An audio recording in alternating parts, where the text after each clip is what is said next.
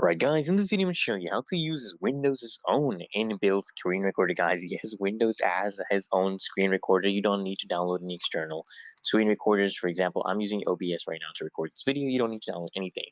Windows actually, from Windows 10 and above, it actually comes with its own Windows screen recorder. So it's called actually the Windows GameBar. So to access that, all you can do, you can just search it up here, or you can just press the Windows, the logo key, the icon key on your keyboard plus G at the same time. And check this out, guys.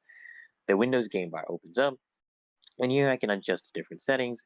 If I want it to, record the speaker, system sound, Chrome, OBS, and shows me my CPU usage, GPU usage, my VRAM, my virtual RAM, how much that is being used.